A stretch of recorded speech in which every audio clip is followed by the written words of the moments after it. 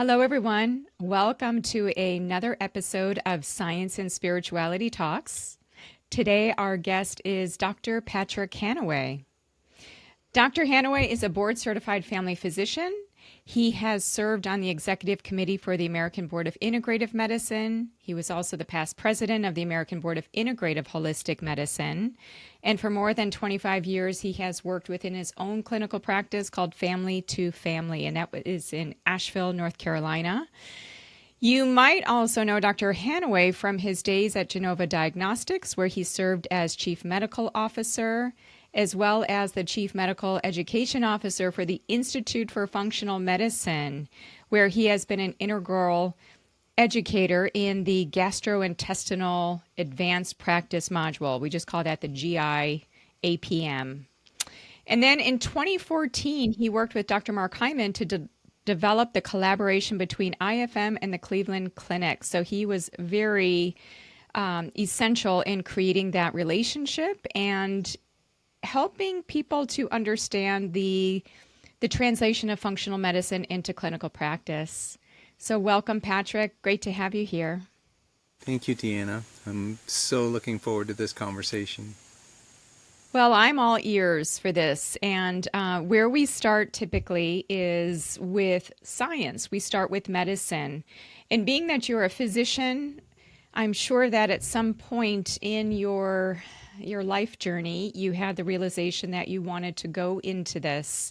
And so I'm wondering if you could take us back into how did you get into medicine and how did you choose to become a physician? I've often wondered, how much of it was my own idea and how much of it was just kind of reading the field of my father as a lawyer and my mother as a nurse. But at 5 years old, I asked for a microscope for Christmas because I wanted, I was interested in being a doctor.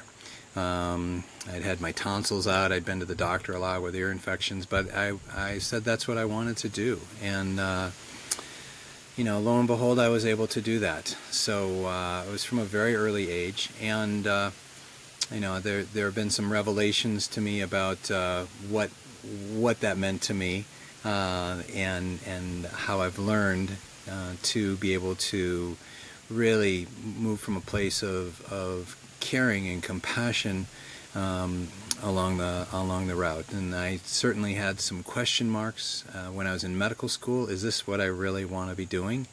That I thought that I was going to learn about healing and wellness and prevention in medical school, and I wasn't. I learned other forms of healing at that point in time around using guided imagery and acupuncture, and even learned some chiropractic and hands-on skills, which I still use, which were very practical. But one of my teachers, early on my second year, beginning of my second year, I'm like, I don't know if I want to do this. And I was taking pathology class. And the teacher started off by saying, we're going to take a pathologic view of disease. There are many different cultural views. You can look at it from acupuncture. You can look at it from Ayurveda. You can look at it from Greek medicine. You can look at it from natural medicine. All different approaches. We're going to take this approach. That teacher was Jeff Gordon, who ended up leading the gut microbiome project for NIH.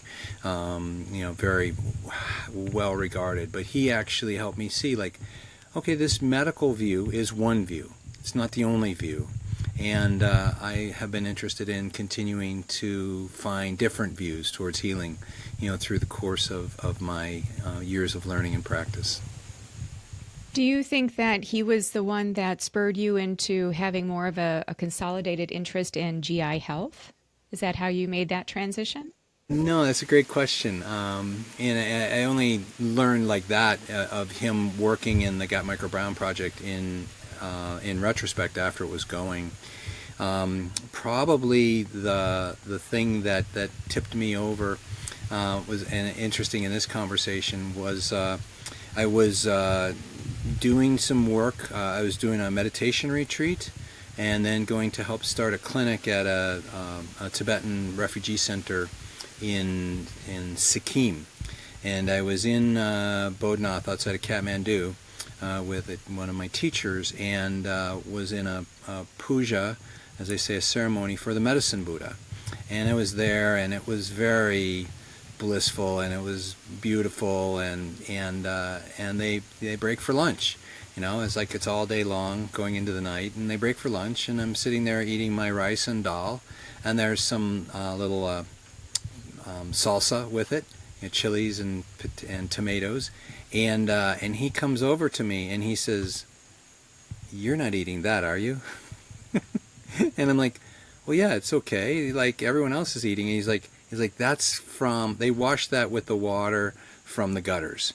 Like don't eat any more of that." And I ended up developing a parasitosis I lost 30 pounds. I was wearing my wife's jeans. I was super sick, and I came back to the United States, and I was super sick, and the Tibetan medicine didn't help, and then I learned about a diagnostic laboratory in Asheville, North Carolina called called Great Smokies Diagnostic Lab, which was the precursor. And I sent my stool away. This is 1991. Sent my stool away. They've been doing it for a couple years. Sent my stool away. Got 6 different parasites. This is what you should treat it with. Treated it with those things, and it went away. I'm like, oh, that's interesting. And is it just by chance, or is there really no chance that I ended up moving to Asheville, North Carolina 5 years later for my wife to finish her residency, and befriended the doctors at the lab there, and became involved. That then morphed into Genova Diagnostics. So that was kind of the route that I got there, which I feel is sort of great spiritual irony. All paths lead to exactly where we need to be, right? Wow. Exactly. Well, just to back it up a little bit, I'm kind of curious here because it sounds like when you were going through medical school, you already had somewhat of a spiritual bent.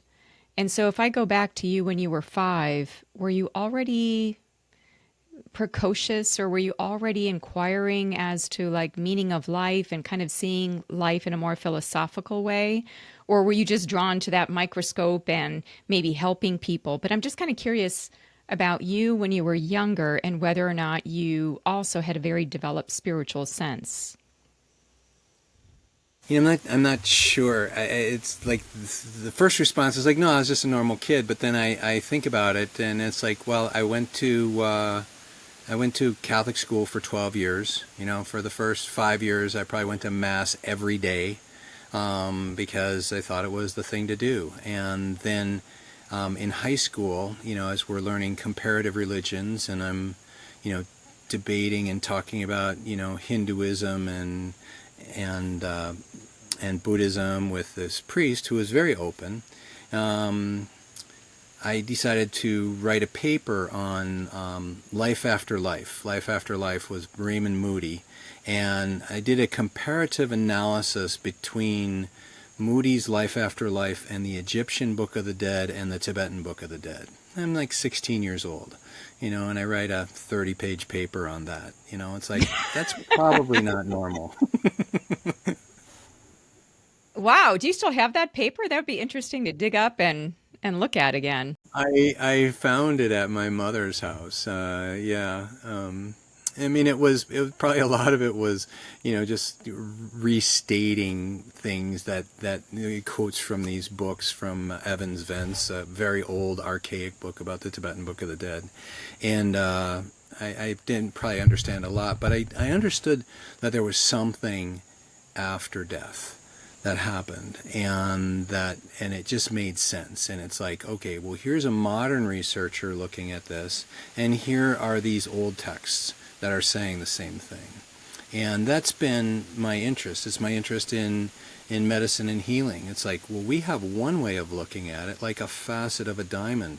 But many other cultures over time have also been looking at the same kinds of things with their own degrees of success and benefit to their people. And so I'm gonna jump to, at the end of med school, I was spending time, I'd learned acupuncture, electroacupuncture. I learned pulse taking, and I was interested in deepening that pulse taking. And so I went to a place called the Pine Street Clinic in San Anselmo, and in California. And they had pressure sensory electrodes that you could use to take pulses and see the waveforms, which in 1987 was pretty cutting edge. And I began to visualize and feel the pulses, and I thought that's interesting. And then I guess it was 4 years later, I got to work with an Ayurvedic doctor, and he was taking pulses. And it was a different way of taking the pulses. And I thought, like, oh, if I take the pulses in this way and taking the pulses in that way, then I can translate between the two different systems. But I learned something really unique that was a great lesson for my life, and that is that when I'm considering taking the pulses from a Chinese perspective and I'm listening and feeling, and then I take the pulses from an Ayurvedic perspective, the pulses change because I'm influencing the field. And of course I'm influencing the field. Like, you kind of look at it, it's like, well, duh, that makes perfect sense. But, thinking of it from a linear perspective, from a Western logical perspective, oh no, there's just one waveform. And we don't think about what influence we have in that waveform. But, when you think about it from a broader perspective, it's like, well, of course the observer is going to influence the field. And we know that from quantum physics, but we know that from our lives, if just paying attention and being in the world. So, there's lots of layers to the conversation. There are so many layers. My neurons are firing. Let's start with this one, because you have said a few times now that there are many views into medicine and into healing. And you likened it to a diamond, or, if we think of this prism, do you think that there is a starting place of where disease begins? So, for example, is it in the subtle energy? Is it in the physical matter space? Can it be everywhere simultaneously? Do you think that there's some kind of progression that happens through these different views of medicine? So what I'm just trying to get a sense of, like, is there a sequence in your mind as to how the different views come together? So does physical medicine, is that kind of the end product? But then preceding that, do we see other changes in meridians or even through the subtle energy body? Do you have any notion about that? I know that Joel Evans was talking about his take on subtle energy versus physical manifestations of disease. And I'm curious about your philosophy, because you've had so many different exposures to all these different healing traditions. I'm going to go first to the diamond reference and then come back to the question. When I look at the diamond reference of the facets, I think of that as the individual, the person. And there are many different facets to them. And I've done this with working with a group of healers, seeing the same person. And there are things that I can see that others see. There are things that I can see that some others can't see. There are things that others can see that I can't see. So, and chances are, if I can't see them in this patient that we're working with together, I probably can't see them in myself either. So these facets of the diamond are the individual and the many different ways in which we see, feel, hear, listen. That's the first thing.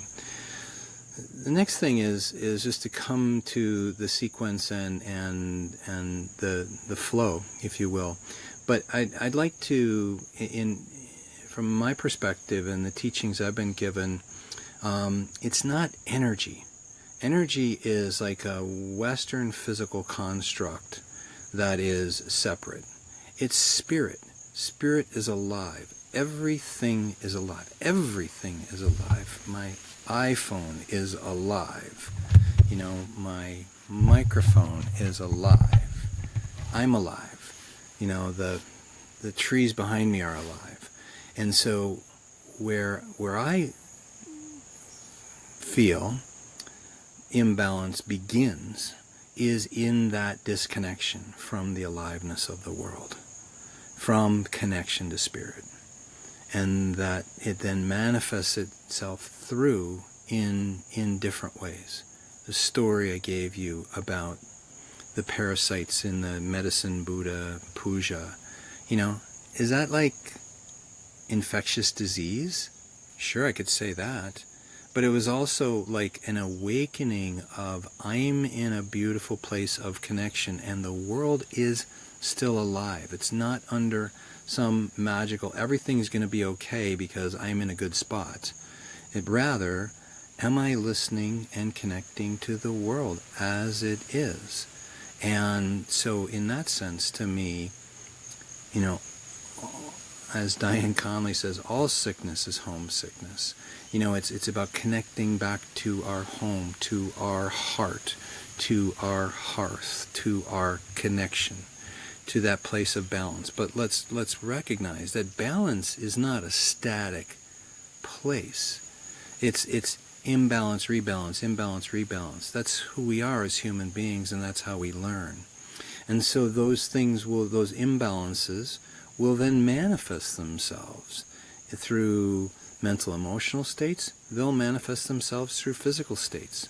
I've had experiences with many people where I'm working with them from a functional medicine perspective and physically helping them to be able to come into balance, but there's still something else there that needs to be brought into balance.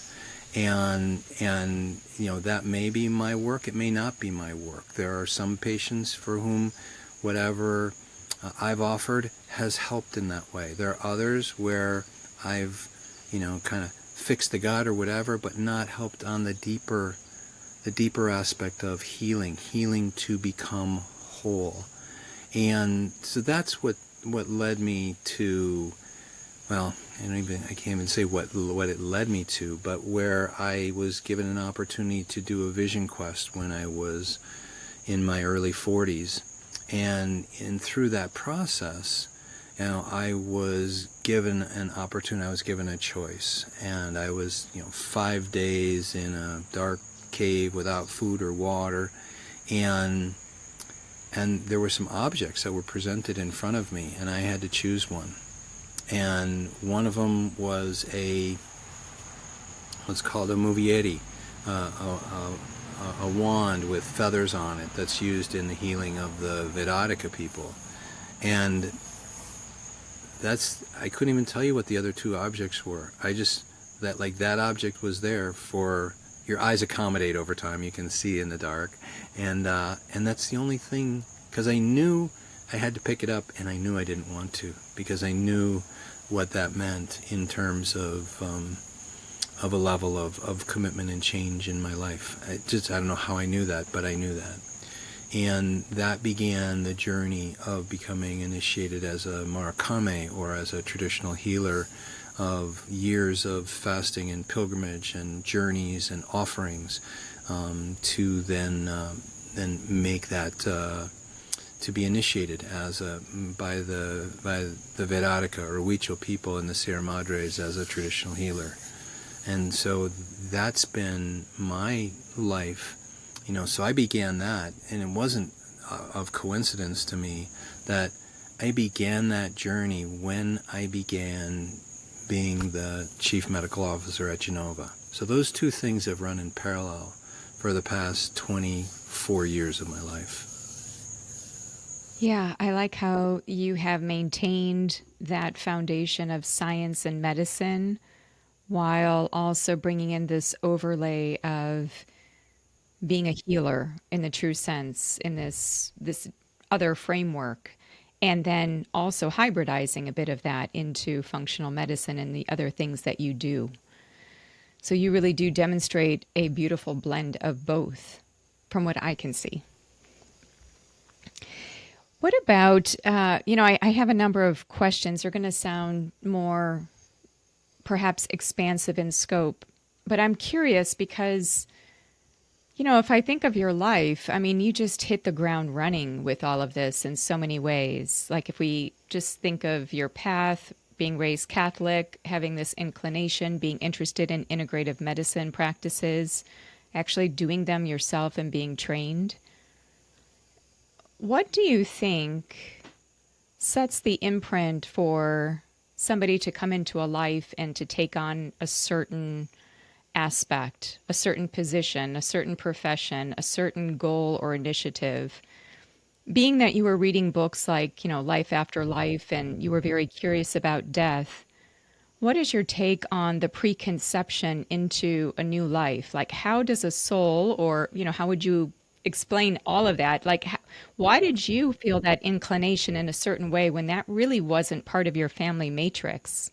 So, what I'm getting at here is more like the beginning of life, the meaning of one's life, and more or less your after death conception. So you can see it as the whole if you want, and maybe explain what your framework for thinking along those lines would be.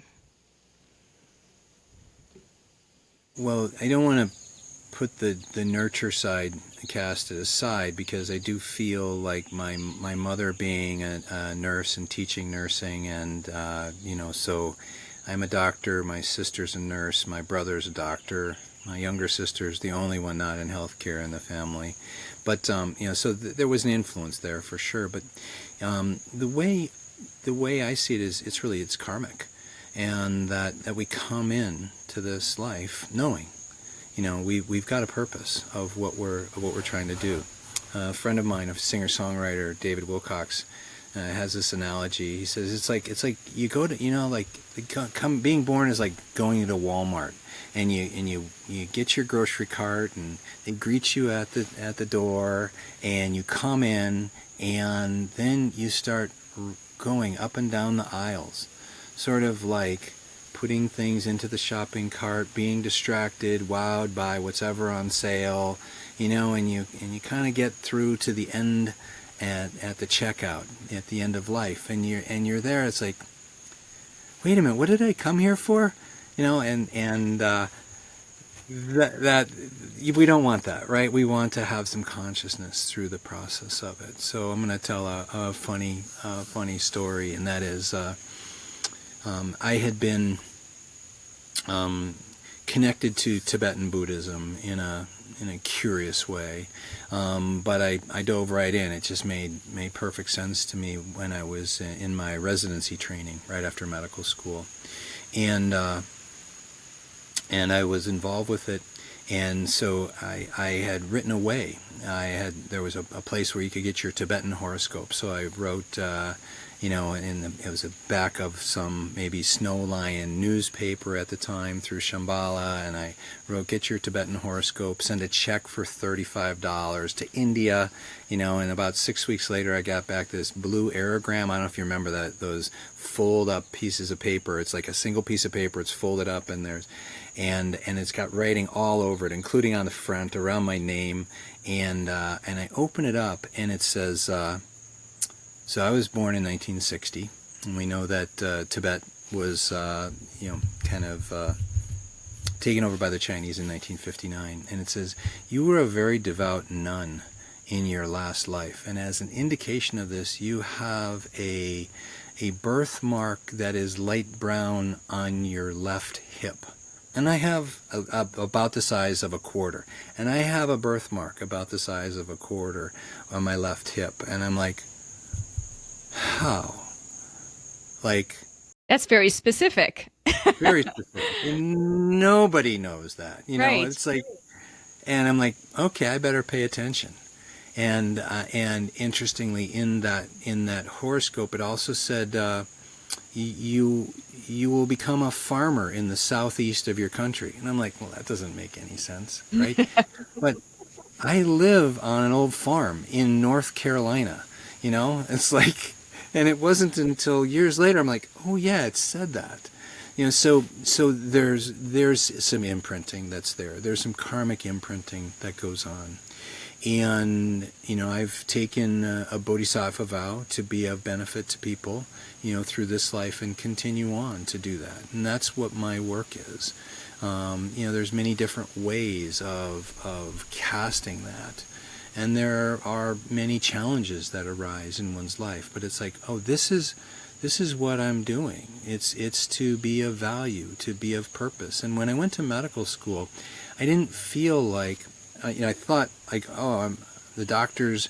My primary care doctor when I was in high school was an orthopedic surgeon because I was breaking bones because I was playing football, and I thought that's what I wanted to be, But then when I got to medical school and orthopedic surgery, it's like it's carpentry, and it's moved from rough carpentry to finished carpentry, and they do great benefit for people who need that. But that's not about healing. That's about fixing. And I knew that. And I like, how do I come deeper into understanding what healing is? Because inside, in that 5-year-old boy, in that 16-year-old writing about life after death, life after life, like there was a knowing in there. And there continues to be a knowing. And so as I'm involved with working with the Vedadika people and working with other indigenous elders, like the original instructions of how to be able to move in the world are something that human beings have dealt with. They've dealt with more difficult conditions and circumstances than we face right now over time. Yeah. One can go back actually 800,000 years ago, sort of at the beginning of Homo sapiens, there was a point where there were 1,200 human beings in the world. It's like, okay, well, that's pretty close to extinction, right? And somehow something changed, and they were able to continue to go forward. Now, I think some of that has to do with the presence of fire, and Ilarion Makurliev, the Aleutian elder, talks about it's the people of the fire who will help us through. Fire is about connection. Fire is about, the ways in which we gather in circle and relate to each other and open our hearts and learn from each other. And so I continue to learn and say, well, I'm facing some difficult tasks, as you know. Like I faced a difficult task with stage 4 cancer. It's like, wow, that's okay. That's like in your face, I've said to people, like if it was stage 1 or 2, I probably wouldn't have gotten the message clearly, but I got the message, and that message was, ask for help, work with others, be a team, And one of the things, that I sort of alluded to earlier is that I recognized that part of my wanting to be a doctor was so I would feel good about myself. And it's like, that's, it's a true statement. It's not very honorable, but it's like I recognize that wound. And it's like, oh, okay, well, how about if I recognize that and move to help people, but not from that place so I feel good about myself, but because I want to help people. Like that's a different motivation. So there's aspects of, we're all going to have challenges, and we can, greet them or meet them with fear of our own inadequacy, fear of what others are going to think, fear of nature, fear of the unknown, or we can engage it and say, okay, well, this requires courage, and that courage, right, that French word, cœur, the heart, that courage, is saying, I'm going to step into this. I'm going to, as Brene Brown would say, I'm going to lean into this. Because this is where the opportunity for learned wisdom comes from. Learned and earned wisdom. I have the opportunity to do it in a better way and to be able to develop some wisdom so I can be of benefit to my people, to the generations to come. So that was a long answer to your simple question, but I do think that there's back to your question, I do think there's a progression, and that progression is about spirit and imbalance. And that is the human way. Like that, we're choosing animals. So it's not like that's not going to happen. It's going to happen to all of us in some way, shape, or form. It's how we meet that. And the degree to which we don't meet it, or karmically, even genetically, may have more difficulties or challenges put in our way, it will manifest itself in mental and emotional forms. It will manifest itself in physical forms. Yes. I'd like to go into your cancer a little bit if you feel comfortable talking about Sure. it. Sure. So your journey with that, being a physician for many years and then having the stage 4 cancer that you had, what was your first approach? How did you kind of contextualize everything, knowing what you already knew about integrative medicine? Did you start going then for acupuncture? Did you go into the science? Did you go and seek more allopathic care? Just unpack for us a little bit about your initial take into that journey with cancer, and how did you approach it spiritually? Did you see it like a spiritual lesson? I was listening to what you said about, it was a call for you to ask for help. So I don't know if you're seeing that as part of the spiritual underpinning of that whole journey, but maybe you can just talk with us a little bit about how you did it for yourself. Sure. So when you say initial, it's sort of like, let's kind of go to the progression. So it's not lost on me that this happened in November of 2018. And at the time, I had two native elders from Canada, a Dakota elder, Wambadi Wakita, and his partner, Pahan Pate Songwi, who's Métis and Diné. And they were here, they were teaching. And one night, I'm sitting, and I'm like, wow, that's hard, in my left neck, that's hard. And that's not, and it's not tender. That's not a good sign. And it was a Wednesday. No, it was a Thursday. And I didn't feel like I could tell anyone because I didn't want to become the source of attention of everybody, not even knowing what it was. So I called my friend, the ENT doctor. The next day I said, can you get me in on Monday? I have a hard lump that's going to need biopsying. He's like, sure. So the weekend goes by. We put him on the plane on Sunday afternoon. Sunday night, I sit down with Lisa, my wife, or we're in bed. I say, I got something to tell you, and I say, put your hands right here. And she does. And I said, do you notice anything? And she's like, well, it's kind of hard right there. I'm like, well, I said, I found that a couple days ago. She says, oh, you should actually go see somebody. You should go see Ted. I'm like, yeah, we're going tomorrow morning. And 2 days after that, day later, got the results. I guess special favors were incurred, and it's a squamous cell carcinoma of unknown origin. And the next day, had a PET scan. So literally, from the time I went to see him, it was about 48 hours to getting a diagnosis of having multiple lymph nodes on both sides and a small cancer underneath the epiglottis. But because there were lymph nodes on both sides, it is spread. It's stage 4, HPV negative, which is not a good sign. That cancer in a non-smoker, non-drinker, non-HPV, not a good sign, like triple negative. And so it's like, okay. And I thought about my dear friend Lee Lipsenthal. I don't know if you ever knew Lee, but Lee was also, president of the American Board of Integrative Holistic Medicine. We were very close, and with Mimi Guarneri.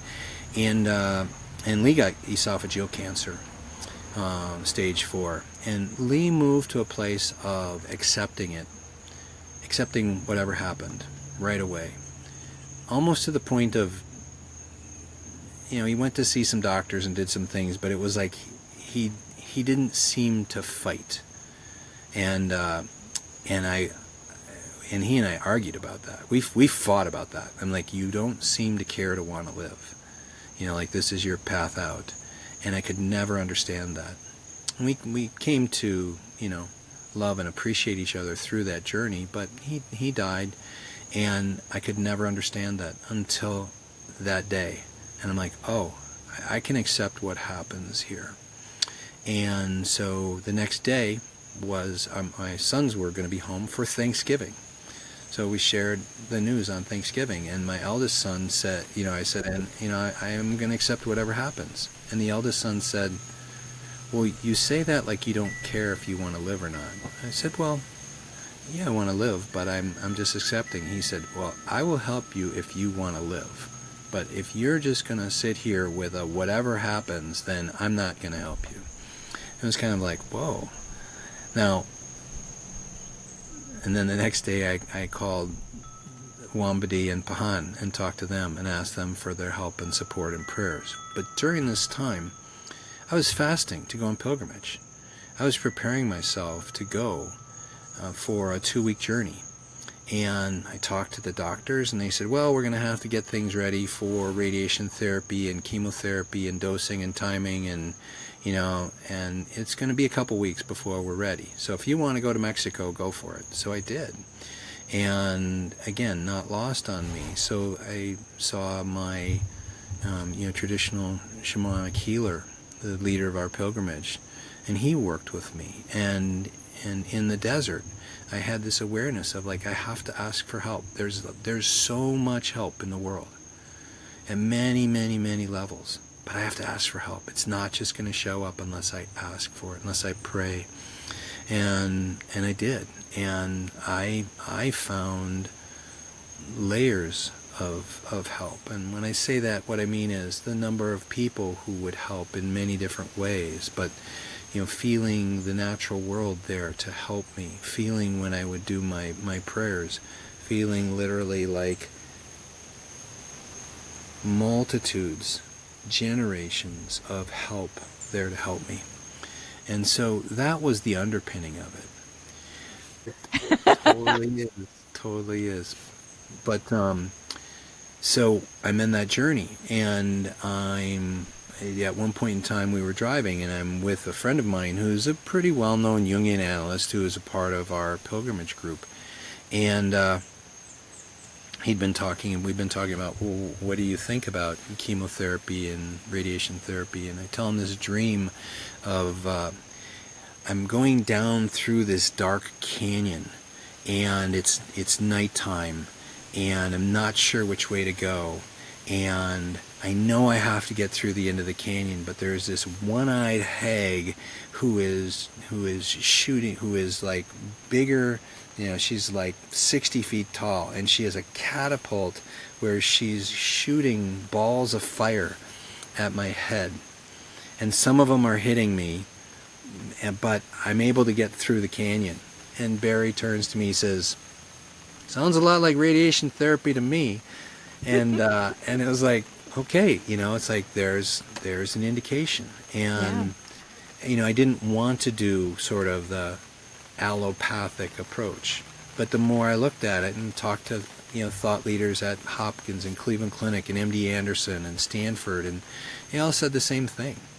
And so I'm like, okay, well, I'm going to do that, but I'm gonna do it using a keto approach. Not actually knowing at that time, but learning later of the data on a ketosis, a ketogenic approach, greatly expands the therapeutic window in head and neck cancers, in radiation-sensitive cancers. So I did that sort of almost unknowingly, but I felt like the right thing to do. And it wasn't because every cancer, it runs on glucose. It's not every cancer. Some do, some don't.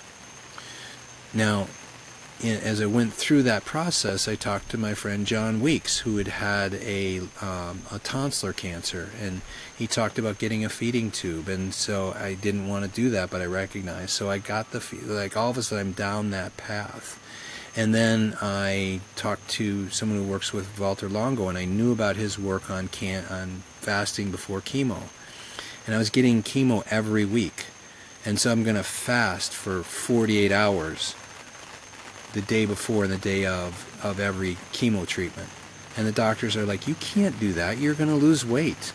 And through the whole process of it, I lost 2 pounds. 2 pounds. I had a friend who just went through it, and he lost 28 pounds. And he started at 175. He went down to 147. So that's a lot of weight loss.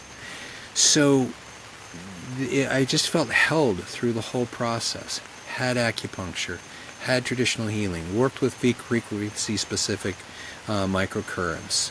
It was like the right thing showed up, and many other ideas showed up that weren't the right thing. So there we have it. I'm going to step away and put the umbrella up. It will take me 20 seconds.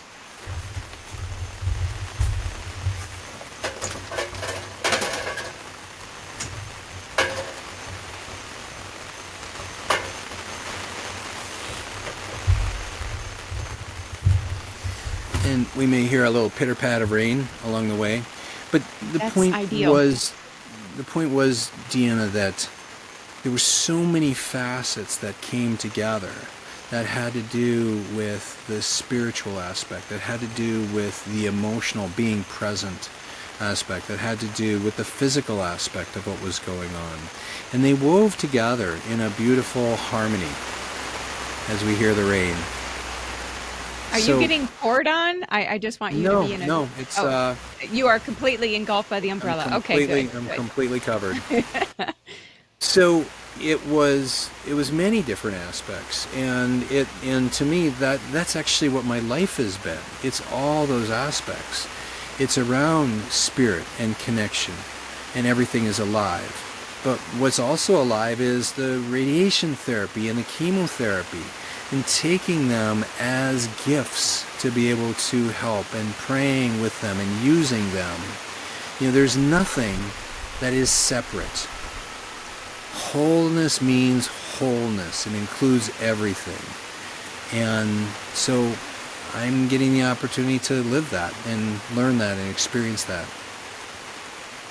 You really put all of that into motion, it seems, right? And did have that holistic approach. And as you mentioned, there were some things that weren't well suited. So you wouldn't have known that unless you actually tried them and just realized they weren't as serving. So it's not that just going through the smorgasbord of everything, but being selective and choosing and having a bit of knowledge and having that health team, how important that is. Absolutely. Yeah. How did your life... It's not a smorgasbord. It's not random. And that's key. It's not random. It requires discernment. Like our heart leads, but our mind has to make decisions and choices. And if it's informed by our heart, it's informed by our listening to the world, it helps us. It's, Ian McGilchrist talks about the master and his emissary.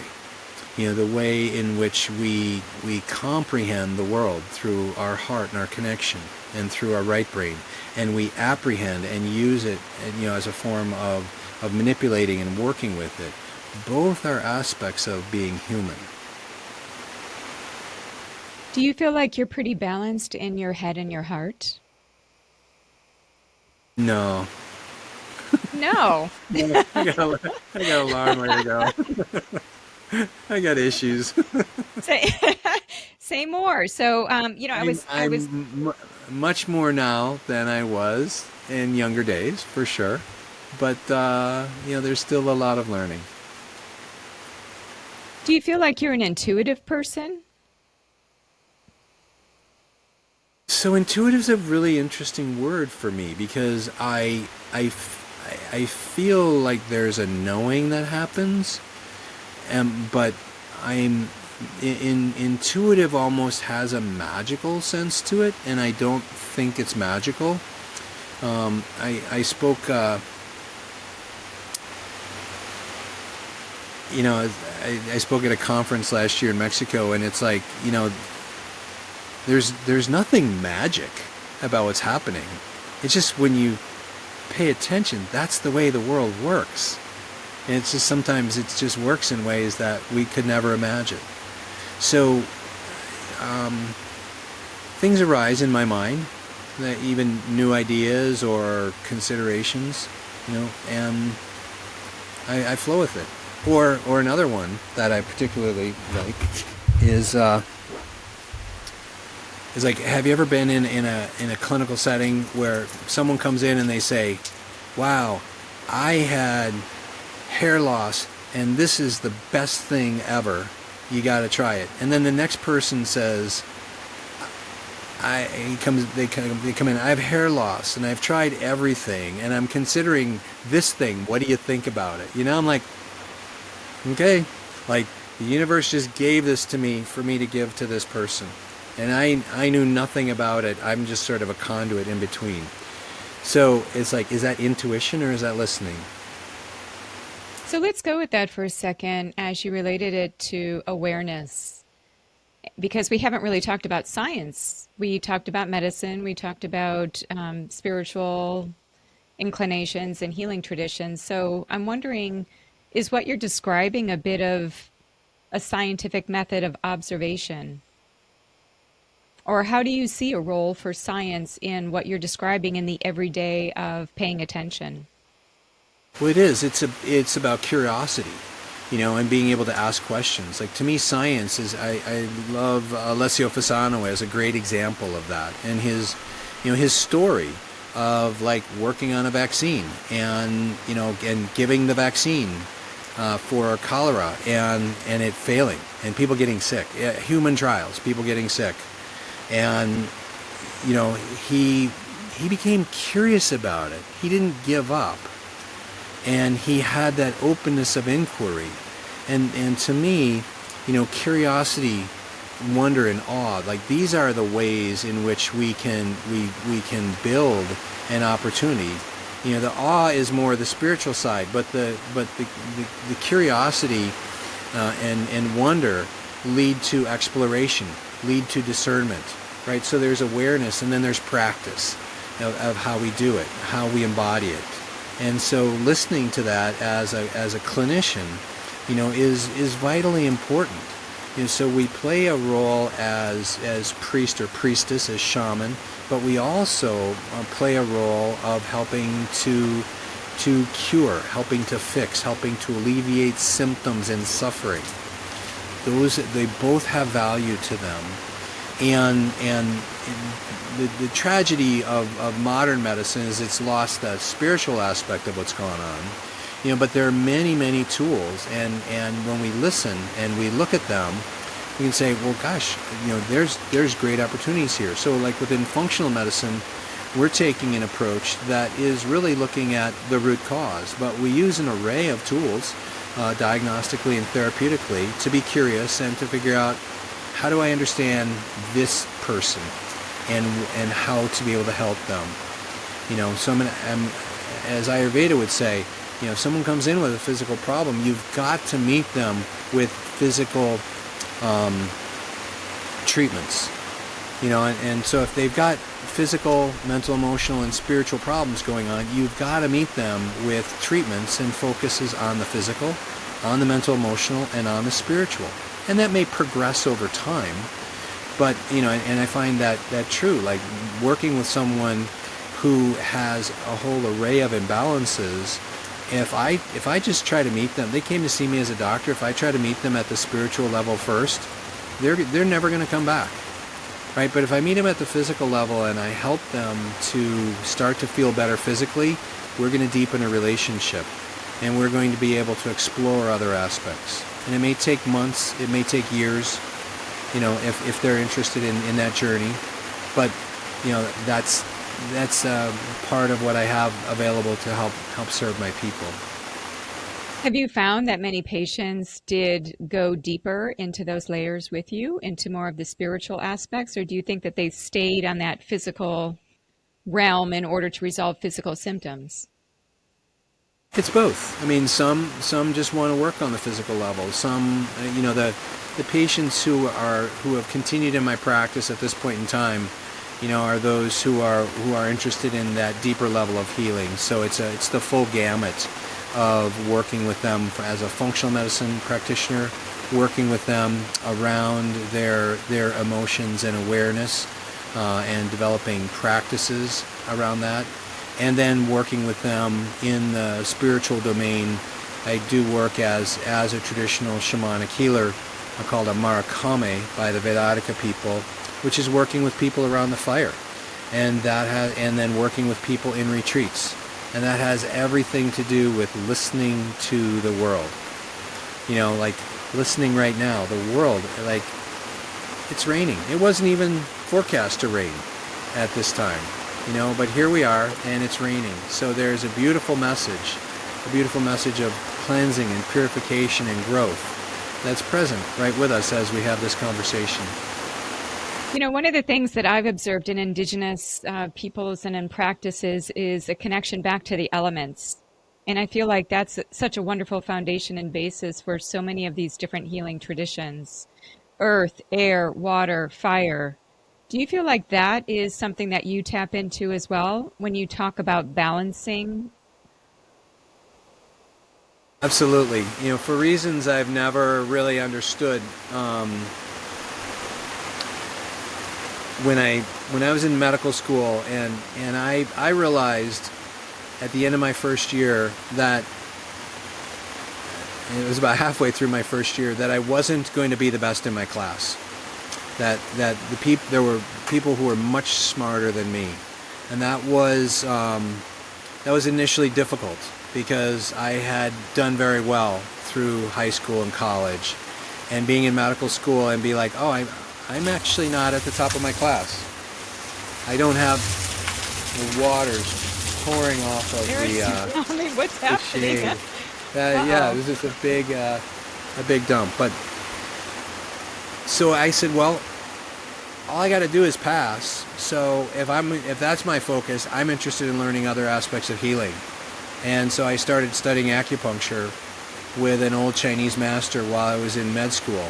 And his focus was on the 5-element theory, because that's the underpinning from their perspective. Now, the 8 principle is Mao developed that with the French, using a dialectic materialistic approach to look at those agonistic aspects of hot, cold, light, dark, inside, outside, internal, external, and yin and yang. And it's important, it's useful. But the aspect of the interrelationship between, as you're looking at it, between fire, earth, metal, water, wood, and the interrelationships of the Shen cycle and the Ko cycle. And for times, I can't even count how long, but back to when I was in my teens, I would constantly be like making a little star on my hand, like I would, almost like a little OCD. And it's like, so I know that, like I have that sense of that interconnection. Now, within Tibetan Buddhism, they look at the different layers of what's called the Dharmakaya, Sambhogakaya, and Nirmanakaya, different levels of realization. And the Dharmakaya is at the physical level, and the Sambhogakaya is at the mental emotional level, and the Nirmanakaya, the highest level of Dzogchen training, is at the spiritual level. And there are mandalas for each of those. And those mandalas are 4 sides, 4 directions, 4 elements, and then 1 in the center. 5 elements. It's just a different constellation of the 5 elements. In Ayurveda, they talk about Vata, Pitta, Kapha. And so you've got Vata, which is the wind energy, Pitta, which is the fire energy, Kapha, which is the earth, water energy. But then you have a pole between self and the gods. Again, 5 different aspects. So, and sometimes I'll say this to people and they don't get it. I'll say like, gosh, it's sort of interesting. I wonder why 5? Why do we as humans think that 5 is an important number? But anyways, within the Vedanta tradition, it's the same. They look at those aspects of the north, south, east, west, and the center, where we are held, and fire is in the center. And in the Dharmakaya aspect of realization, fire's in the center. And so like, yes, of course it's important, because it's a way in which the world expresses itself. We all have different aspects of this going on, and there are ways to be able to consider that. And to me, you can hear I love this because it's like, oh, it's not about measuring the pulses and finding the commonality. It's about listening to the stories of the elders and finding that the original instructions that the indigenous people talk about are the same things that the Tibetans talk about. Are the same things that the Bhagavad Gita and Arjuna and Krishna are talking about. Right? So so it's like, well, this is the way we are as human beings, and we tell stories and we understand the world and connect to and relate to the world through that process. I like that a lot. Do you feel like there is a certain one of those five that you feel more drawn to in times when you need more healing? Like, is it fire or is it water? Do you feel like you just feel a certain draw or not so much? You feel kind of in balance with Well, all I of mean, them. there's different aspects at different points in time. Hmm. I would say in the cancer journey, the aspect of connecting to water actually really helped me. You've heard me talk about heart rate variability and being able to actually just get outside and play in the little creek that runs through our property. That was like one of the biggest healing aspects. And it also had to do with grief and had to do with remembering and flowing with life. So at that point in time, water was particularly important for me. Earth has been, sort of from a diagnostic standpoint of five element medicine, where my Achilles heel is. It's like where my strength and weaknesses is in that relationship. So there's different aspects over time, and right now, it feels like it's emerging into an aspect of fire, of like wanting to share this view, of propagating, of like, how do I take what I've been learning and share it with others and inspire them, not to be like me, but inspire them to find the fire within themselves, to be able to bring forth their meaning and purpose. You know, that's where I'm at right now. Is that what you see as this next half of your life? Do you see yourself more in mentorship with individuals, and is it going to be different than what you're doing now? Yeah, I love the way that you say the next half, because I don't think I'll live to 130, but let's say the third act of my life, which really began with cancer, and also began with the Zen saying that says we all have two lives to live. The second one begins when we realize we only have one, and that happened. And yeah, to me, it's about paying forward. I'm not seeing new patients now, but I have friends who, say, will you help my friend? Will you help my mom? Will you help so and so? And I'll get on the phone and talk to you. I'll share with you what I know, and just ask you at the end to make an offering, a donation, to a charity of whatever amount you feel is of value. And it just feels really, really good. It's pay it forward, it's mentorship, it's wanting to be able to help others to be able to rise, because they'll be able to do it better than I can. That's the beauty of it. It's like we can see farther because we stand on the shoulders of giants. And, I wouldn't be here if it wasn't for Jeff Bland and Sid Baker and Leo and David Jones and David Perlmutter. Those people helped me to stand on their shoulders, and I feel really blessed. And someone was asking me recently in an interview about teaching, and what I realized is that teaching is one of the favorite things that I do, because the Latin word docere, from which doctor comes from, means to teach. And being able to do that in a way. And what I like to do is I like to study something to the point where I can get to the simplicity on the other side of complexity, and then talk about it in a way where it just makes sense. As my youngest son says, it's just common sense. And if you look at the original instructions, if you will, from the indigenous people, it's just common sense. And that's what we have the opportunity to be able to do, of seeing the world as alive, being in relationship with it, and asking for its help, and offering our thanks and gratitude for all of the food and water and air and life and medicines that and enjoyment and beauty that it gives us. Yes, when you put it that way, I mean, there is just so much here for us to extract and experience. And I love what you said about paying it forward. Patrick, I have one last question for you. You mentioned curiosity, wonder, and awe. And when I think about those words, another one that comes to my mind is creativity. And when I think to where we started the conversation with you talking about healing, you went into medicine for healing. And often we hear the phrase healing arts, not private practice, but healing arts. Where does creativity fit in the picture for you personally when it comes to healing? It's about expression. So creativity doesn't come from my mind. It comes from my listening. So there's awareness, developing awareness and listening. There's developing practices to deepen, and then there's embodiment. And then in that embodiment, is the expression, and that is the expression of creativity in the world.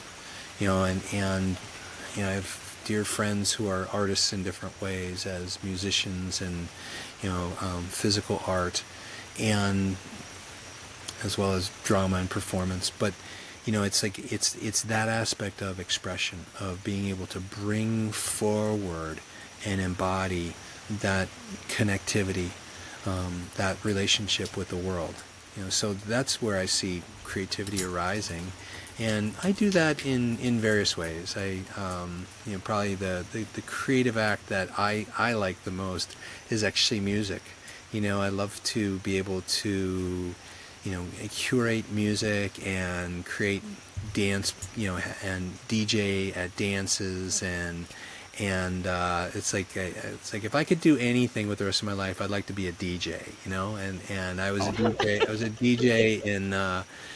When I was in med school, and it's just an aspect of, it's a creative expression for me, and like in that, it's wonderful, because it's like working with a group of people and seeing what moves them, listening to what moves them, and then following that thread and being able to help that continue to rise and fall and surf in a way that, and then bring it to a close in a way where people are just like, they feel filled in their lives. So that's an aspect of creativity for me. But again, it comes back to that expression of embodiment.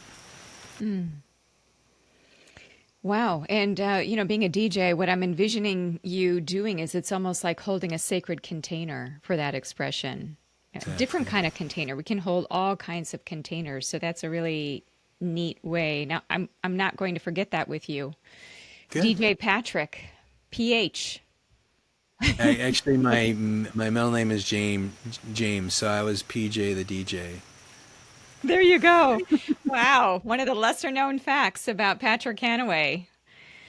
That's great. Thank you for bringing us into that. That's, it's nice to see the depth of everybody and also their humanity, their sense of play, and, going with it and being in the moment. So thank you so much for having this conversation. It's been really a delight. Just so great to tap into your wisdom, into your heart. And I'm wondering, would you like to say any final words, anything that you feel like you didn't say? And also just to leave us with, if you would like people to get in touch with you, if there's a way that they can do that. Sure. What I found interesting is we didn't actually necessarily go through your questions that you had sent me. So I think there's more conversation to have at other points in time, and I look forward to that and being able to ask you some questions as well. In terms of, I've touched on the things, but there's a couple things that I want to emphasize. One is, and I think you saw one version of a little video I put together with my son. Through what's called Your Healing Roots, which is the work that Lisa Lichtig, my wife, and I are doing. that is around that spiritual transformation of both leading retreats and doing healing work and helping individuals with counseling, more in the in the realm of, we haven't even found the right words to be able to say. It's called shamanic, but most people think that shamanic means something about like taking psychedelics, and it has nothing to do with that. It has to do with being able to be in relationship to the living world and allowing oneself to listen and hear and be in relationship and offer thanks. And it's actually not complicated at all, but it begins with gratitude. It begins with that openness of gratitude, and recognizing that, contrary to the Western view, abundance means having enough, not more than enough, but having enough to be able to be in our lives and be of benefit to each other. That's what our role is as human beings. It's not to become rich and famous and make a lot of money for myself and kind of protect it. Rather, it's about being able to be in relationship with our fellow human beings as well as the other animals and plants and be of benefit. That's, to me, why we're here. That's why I'm here. And having the opportunity to be able to do that. And I've had great opportunities in my life through my medical practice and my work, and through functional medicine and being able to bring those ideas forward.